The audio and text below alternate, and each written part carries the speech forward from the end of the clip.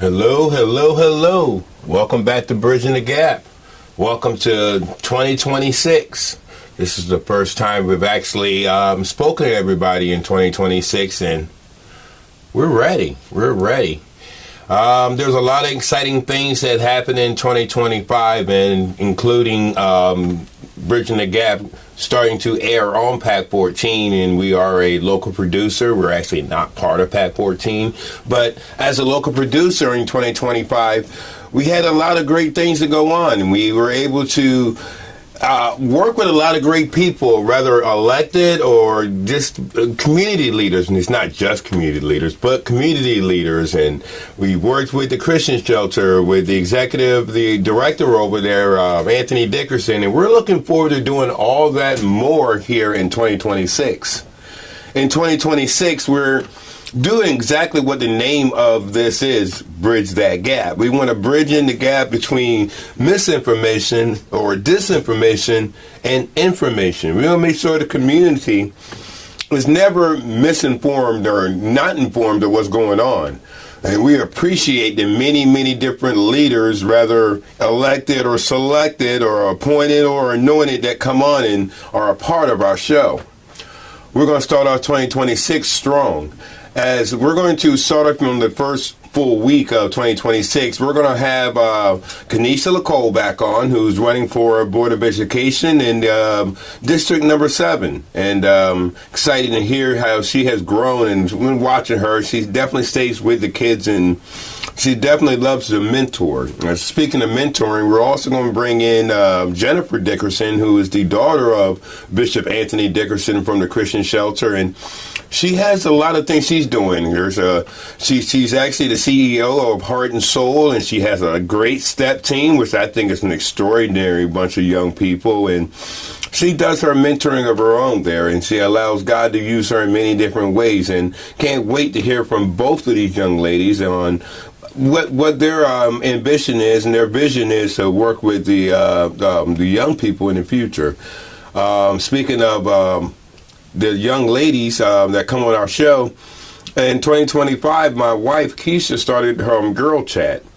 In Girl Chat, there's been a lot of great leaders that came on there, and including Council Lady April Jackson, and we've had the executive Julie Giordano. We've had Natalie St. Bard, who's been great. I love listening to her. She had a lot of great things, and Kenisha's been on there, and Nicole Bennett, who's another great young lady who is actually the chair lady of the Black Conservative Federation. You should definitely check that out. But long story short, Girl Chat is definitely doing big things. And in this first week, my wife's going to be sitting down with Jennifer Dickerson, and I'm looking forward to hearing what happens. I'm never really in the room for that, but I'm definitely looking forward to that. We're also going to, again, like I said, be talking to Kenisha, and we're talking more about what her ambitions is working with the youth. And as she gets on her campaign, starting down as this is an election year, getting close to election time, what is her ambition? What is her vision for the young people? And how would she handle different things? And I'm excited to hear from her. We're also going to have, later on in the week, we're going to be talking to some leaders of Delmare, Maryland. We're talking to Mayor Ben Jordan, and also Councilman Jacob Booth, and find out how the smooth runnings of Delmare actually happen and what kind of an impact those young men are having. And we're looking forward to doing that as well. It's always great to sit down with Ben. I've known Ben for a little bit now. We'd love to hear what happens there and how they are going to work to make Delmare even greater in 2026. Then later on this week, we're going to hear from Westside Neighborhood Alliance. Now, Westside Neighborhood Alliance is from the place that I call home, the place that I hold real dear and near to my heart, which is down 349 area, which is also a place where I was brought up in, with Chipwin, Maryland. Westside Neighborhood Online says a bunch of volunteers who have gotten together to keep that community center down there open, and they entered into an MOU with the county, and they've been doing a great job. Well, they're going to be sitting down and telling us more about the Westside Neighborhood Alliance, and I think we're going to have another special guest that's going to be showing up from the county, and we're hearing some great things there. I'm looking forward to that. And you know, there's so many great things. Actually, we said Bishop Anthony Dickerson, he also will be on the show early this week when his daughter is, and I'm excited to see what's the vision going for the shelter, and he actually probably talk about men's health. But like I said, there's going to be a lot of great things happening this new year with Bridging the Gap, and our focus is always going to be on community. As it gets closer to election time, there's more people putting their names in the hat or in the pot or whatever, and we're going to keep that pot stirred up by actually trying to reach out to them.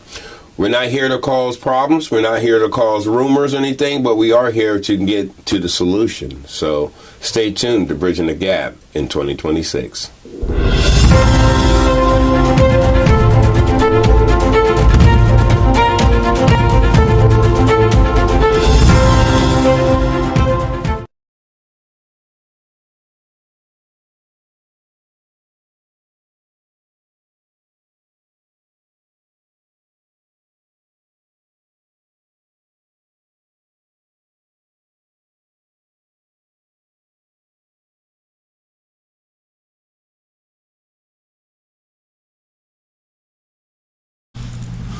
Hello, welcome back to Bridging the Gap. We are here with Kenisha Le'cole, who's running for Board of Education in District 7. Kenisha, welcome back. Welcome back. Let me ask you just in general, how's the campaign trail going? It's going. I'm having fun.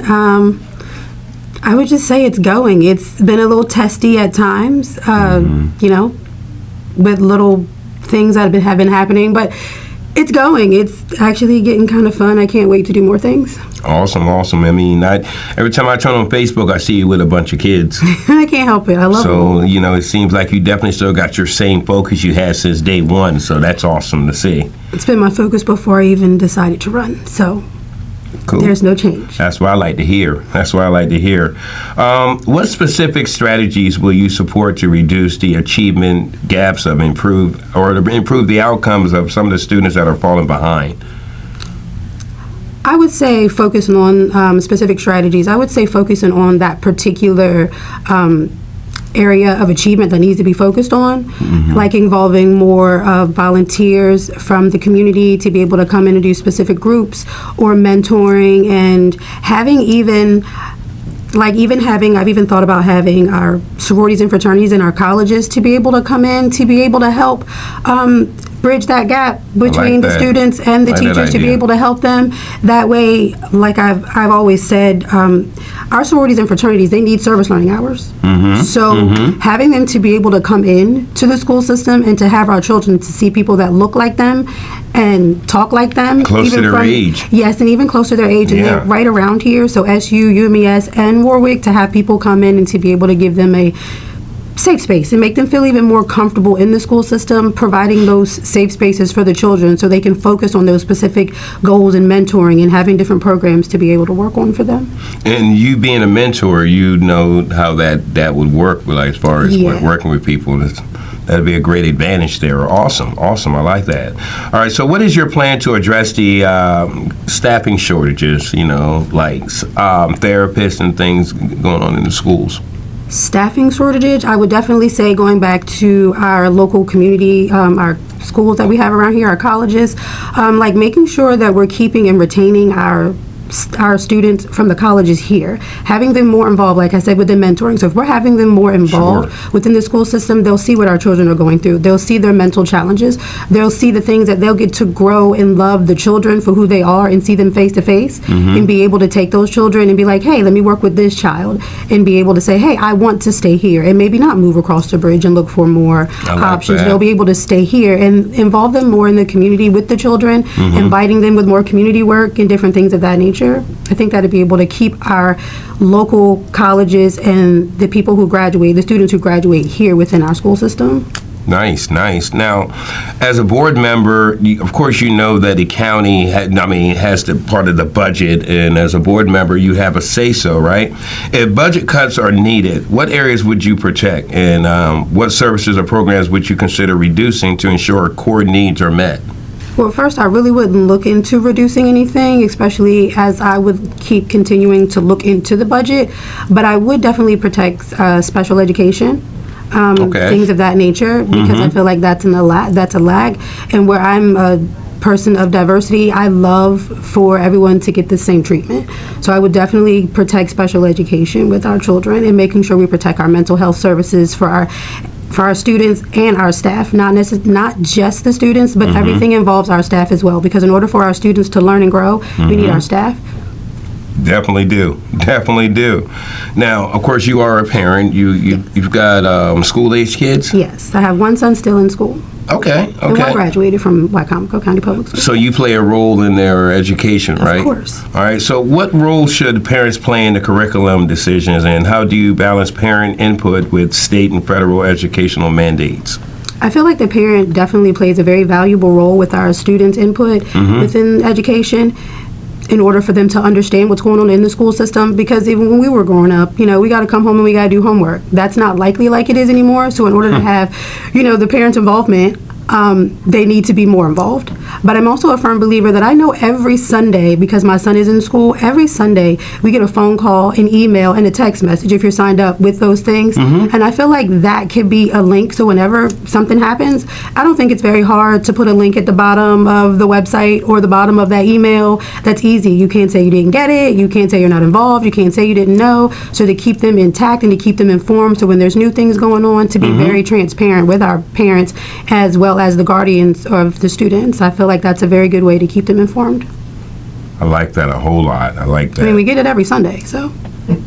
Again, already being a parent that's already involved, that gives you a little bit of an edge versus somebody who's just getting into this. We're also using talking points, I believe, too. So I know our school system's using talking points because I have it. So it's a way that they like to communicate with us.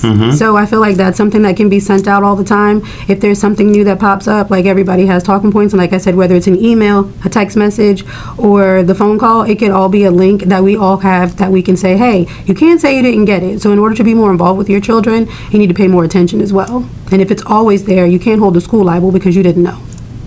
Beautiful. Okay, thank you. What are your priorities for improving teacher and staff morale and retention in Wycomico County? A priority, one of my biggest priorities is to making sure that our staff feel safe when within their school system, even when we're outside of the school system. A lot of things that I have encountered even before deciding to run is hearing that our staff feel unsafe about their own social media posts or how they speak. So if we're teaching the First Amendment, which is freedom of speech, and they can't post things on social media without being reprimanded, how do you feel safe coming to school?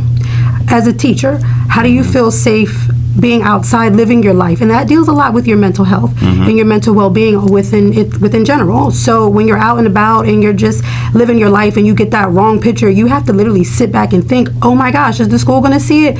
But they're people just like everyone else. So why can't they live their lives? So in order to keep that morale within the school system, within the teachers, I feel like we need to keep our teachers safe. They need to know that they have a safe space, regardless of whether they work for the school system or not. They need to be able to come into the school system and be like, hey, I don't feel comfortable about this, so I'm going to voice my opinion, and they shouldn't be reprimanded for it. I personally believe that would definitely help our teachers to be able to feel like they have a safe space, regardless of whether they're in the school or outside of the school system. Okay. Now, this would be the vision of you, the candidate, okay? Why are you running, and what makes you the best choice to represent the diverse needs for Wycomico County families? First and foremost, I'm running to be a voice.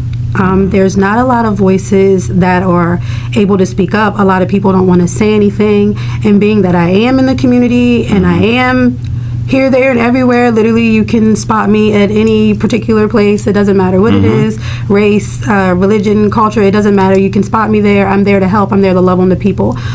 So me being a voice for the people, my vision is to be able to bring, like I said, that voice to the community and be that bridge between the community and the school system and say, hey, these little fine prints need to be changed. These little things need to be looked at, because not only do the big policies and procedures need to be looked at, the small ones need to be too.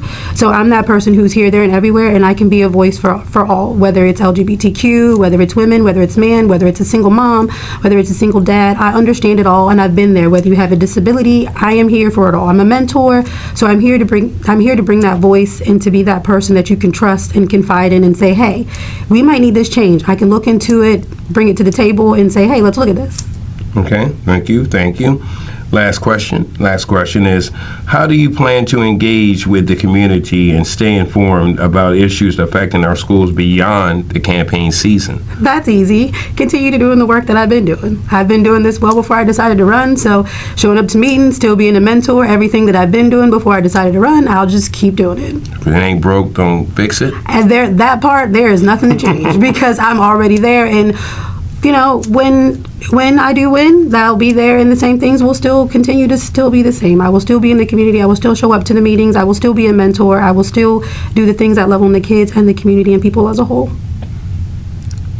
It's like a mic drop moment. Awesome. All right. Well, Kenisha, this has been our third meeting, and I'm looking forward to our fourth one. Keep going forward. Never look behind you. Thank you once again. Thank you. I like to move it. Jumped off the porch, now I'm just cold. I had to change my mood in life when I woke up. Okay. Welcome back to Bridging the Gap. We are here with Jennifer Dickerson, CEO of Heart and Soul. Yes. Also, Miss Salsbury, Corporate Salsbury, correct? Yes. Welcome to the show. Thank you. Thank you for having me. Yes. First and foremost, can you explain Miss Salsbury? Yes. Miss Salsbury came about a little bit. I was in Chrisfield, and I was at, I think, the crab feast that they have in Talls. I was there, and an individual approached me and said that an article that was written about me in California popped up on their desk, and they were intrigued about the work that I was doing. And so she had stumbled across the pageant, and she said, you know, I think this would be something that would benefit you because the Eastern Shore somewhat lacks certain resources, especially for women. You know, so being able to be in that, you'll be in other spaces, like-minded women who are in business, who understand, you know, the burden, the weight of entrepreneurship. Okay. And so she spoke to me about it, and I was sitting here like, pageantry? Me? Because growing up, I had all cousins, all boy cousins. So I'm playing drums, I'm playing basketball, football, you know, you name it. That's what I'm doing. So pageantry caused me to be a little too girly, like too girly. Oh my goodness. So, but it's expanded me. I mean, it's expanded me right now. So it's pulling out some elements that I didn't know that I had. So back to that. So she said, you know, there's an application, and I'm willing to make the first investment. I can lead you to the water, but I can't make you drink. So this would be my investment in you. So I had to fill out the application, simply tell them all about what I was doing. You have to be a woman over the age of 35. You have to have a business or be working in Miss Corporate America or Corporate America in order to qualify. But, you know, but we went through an exception meeting, the interest meeting basically, and the president said something to me. She was like, hey, well, your application is in, so based on what we see, we'll give a determination if you're accepted. And after a couple of days, I got a letter back saying I was selected and chosen to represent the Maryland court. So, you know, just like somebody's going to be crowned Miss Maryland, but we want you to represent the city of Salsbury based on the work that you've done in your community. So that's how I became Miss Salsbury. So I'm the 2026 reigning Miss Salsbury Court. And I'll be going for Miss Corporate America Maryland in March. Awesome. And when I win that, then I'm going for Miss Corporate America USA. I didn't notice you said when, not if. That's it, honey. You gotta speak those things be not as though they were. That's awesome, and I just noticed now you're speaking scripture. Knowing your dad, Bishop Anthony Dickerson, you grew up in church. And, I mean, this all around, your whole family's all in church, right? Yes, sir. Wow. So how does that have a part in what you do? I think I've said it before, but I'll make mention of it again, is there's a saying that says, or that we've come up with now, is you can't pour from an empty cup. I'd like to challenge that language a little bit, because theoretically and logically, you can't. If there's nothing in the cup, nothing's coming out. But with us being faith believers, you have to understand that we rely on the faith and strength of God. So there have been many times that I've gone through very traumatic experiences. I've gone through a lot of things in life that has drained me, but I still find time and strength to be able to give to others, because that's who I am. That's at the core of who I am. And sometimes that's what fills my cup. So although I am still drained, sometimes being able to help somebody else fills my cup. But again, I'm not relying on Jennifer's strength. I'm relying on the strength of God. I don't think they need to do a DNA test. You're definitely Bishop's daughter.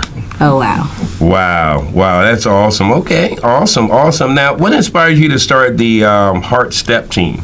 Heart and Soul Step Team. Okay, so there was a organization that was already in place at Glen Avenue School. It was called Nothing But Net, and this is an organization that takes the last 9 weeks of school to help improve academics and to reduce behavior infractions.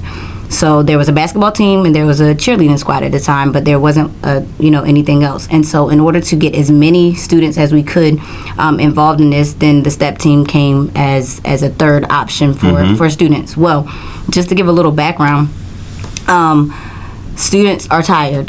Teachers are tired, and sometimes minor behavior infractions can seem bigger because everybody's exhausted. Then the last 9 weeks is a stretch because we have very little time off, so people are almost at burnout level. So with that being said, the kids that would enroll, they're very athletic, they're very talented, and what I discovered in just that 9 weeks is that most of our kids that are skilled, most of our kids that are talented are the first to be knocked off the team because their behavior doesn't meet expectations, because it was a 3-strike you're out type of rule. Right. And so observing that in the school system, you end up having people feeling rejected. I didn't want that. So I went to the principal at the time and said, hey, can we extend this for 10 months? Like, let's do this 10 months. Like, so from October, that way we can set clear expectations, clear boundaries, and then the students will have an opportunity to exercise the expectations. Even though there may be school infractions, they wouldn't be actually put off the team. But in that particular year that we did do that, I saw behavior decrease dramatically, and academics increased because I added tutoring and homework. So this was to help parents. So here we go, bridging the gap. So parents can't do the homework, so why not allow them time while they're practicing with me to do their homework? So all they have to do at this point is take the assignment and turn it in.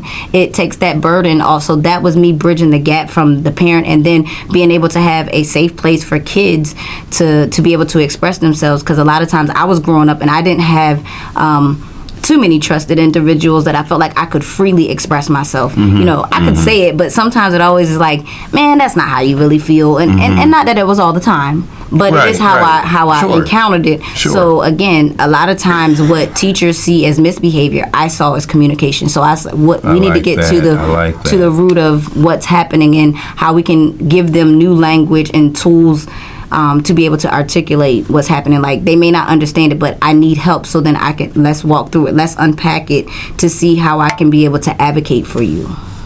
Nice. So what are some of the achievements and awards that you and your organization has achieved or received? Oh, wow. And without even knowing that they were coming, this is what made it so great. So we received the Best Youth Organization 2024 for Coastal Star Magazine. Yours truly got Best Youth Coach. Okay. We received the NAACP Humanitarian Award. We received the Lifetime Achievement Award. We received, what's the other one? The Wardell Turner Award. Okay. I recently was on the New York Times Square billboard as a woman of impact, and most recently I'm receiving next month on February the 7th the Phenomenal Woman Award in Florida. Okay, so what award aren't you getting? How about that? There should have been a better question there. She's like, I don't know how to answer that one. Well, what I'll say about that is that when you're authentic and you show up as yourself, I don't do what I do for recognition or rewards, but I also believe that Humble. what you do unto the least of them, the Bible says that we've done unto him. So my whole thing is, it's all about servantry to me. And as long as I'm serving, this is who I am. I told you, it's at the core of who I am. Foundation. So as long as I do it, then God says that he'll reward us. What we do in silent will be rewarded openly. So this, I believe, is my open reward. You bring a child in the way they should go. When they get older, They won't depart. evident here. Okay. How does your organization promote unity and community engagement? Well, again, I'm on Bridging the Gap, so I feel like I'm that person that will bridge the gap. So I'll start with one of our initiatives. We were supposed to get underway in September, but life lifed. But we partnered with our homeless shelters and all of our students, because we have students, are going to give a comfort bag to students who are there, because a lot of times in homeless shelters, they have to leave their things in storage, or it's sometimes behind. So every kid Sadly, shouldn't yeah. have to deal with that. So being able to have a book bag with essential items, a blanket, a pillow, a fidget toy, a stuffed animal, and essential items like hygiene and possibly some school supplies that kind of get lost along the way, they can essentially say that this is mine. And because I've had a little bit of time, we've also got name tags. So for students that get similar book bags, they're going to know which one belongs to them. So that's one of the ways that we allow our students. So my students need to know the humility of giving back too, because just because you have it doesn't mean everybody else has it. Wow. So these are to teach them how to be leaders, to teach them how to be humble as well, because, you know, we live in a society where children are mean, you know, and they have such A lot of times they got mean parents. that too. But sometimes our kids have access to too much stuff, like a lot of things that we didn't have. So a lot of whether their parents or me, because see, I have raised some children, and sometimes their mean streak comes out too. But a lot of that is influential because of how they were in school. And that's not to say that I can't get a little feisty, but I'm never mean. My wife's never mean either. Yeah, I'm just direct. Yeah, so is she. Accountability. So that's how we bring unity to the community. And not only that, so we get invited to a lot of community initiatives just to support. Yeah, so I just saw you at the toy drive last week. Absolutely. So we weren't there to perform, although we do dance, because we got out on the dance floor. You definitely got out there. But just being able to be a support to the community, because there are so many children and families that are less fortunate. So we perform at nursing homes, you know, because the thing is about being present. You know, sometimes a presence brings value, sometimes more than money can. So I just want to be present with children in their darkest moments, and I want to be present for our community, you know, because I feel like we do it better when we do it together. Heart and Soul represents. Ooh, that sounds like your dad. So Heart and Soul represents, it still takes a village. You know, it still takes a village to raise children, but also to help sustain adults. A lot of time, love is spelled Time. That's it. Last question for you. Thank you. Is what is your favorite music genre, and why do you enjoy it? Because I am a musician. I am a drummer. I can't say that I have a favorite genre, because I believe in an experience. So my thing is, I believe that I can learn and collectively collaborate with other cultures if I expand myself. However, I am moved by gospel music as an inspiration. We can go with R&B if you just want some chill, relaxed type of music. They usually are like the same. Some that are old, like Mahalia Jackson's. Absolutely, definitely. Or inspirational music. And then we get into like jazz. A lot of times we don't need words. You just need, because music is a rhythm, and our heart operates to a beat. And so you have to understand that when we come into alignment, when our mind, body, and soul come into an alignment, we will move to that beat. But it's up to us to help people find that beat. So music is the catalyst to a lot of freedoms. So I can't pick one. I like them all. Music is music. So music just helps you move free. I don't know. Music has been around. I think music is the one element that's not on the periodical table. If you think even in heaven. Absolutely. You know? Yep. Well, thank you again. And I'm looking forward to you becoming Miss Maryland. Yes. Miss Corporate Maryland, and looking forward to many other things that you are a part of. Thank you. Appreciate it. Again, this has been Bridging the Gap. Thank you for having me.